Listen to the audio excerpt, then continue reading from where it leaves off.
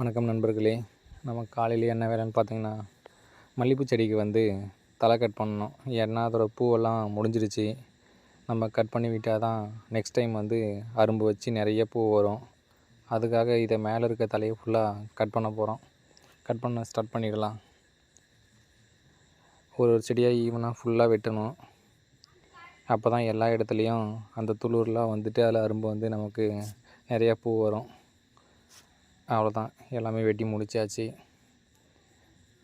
ஃபுல்லாக ஒரே மாதிரி ஈவனாக வெட்டணும். அப்போ தான் ஒரே டைமில் துளிர் பூ வைக்கும். அவ்வளோதான். கீழே நம்ம வெட்டி விழுந்த தலையெல்லாத்தையும் ஒன்றா கலெக்ட் பண்ணி வாரிட்டு போயிட்டு வெளியே கொட்டிடலாம். அப்போ தான் நமக்கு சுத்தமாக இருக்கும் தோட்டம். அப்போ தான் நம்ம இயற்கை உரமாக மாட்டு எரு, ஆட்டு எருவெல்லாம் போடும்போது நல்ல சக்தி கிடைக்கும். நிறைய பூக்கள்லாம் வைக்கும். இந்த தலையெல்லாம் வாரிட்டு போயிட்டு கொஞ்சம் தொலைவை கொட்டிட்டு வரணும். எடுத்துகிட்டு போயிட்டு கொஞ்சம் தொலைவாக தோட்டத்தை விட்டு கொஞ்சம் தொலைவாக போயிட்டு அதை கொட்டிட்டோம். அவ்வளோதான், நம்ம வேலை முடிஞ்சிடுச்சு. இன்றைக்கி ஒர்க்கு அவ்வளோதான் ஃப்ரெண்ட்ஸ்.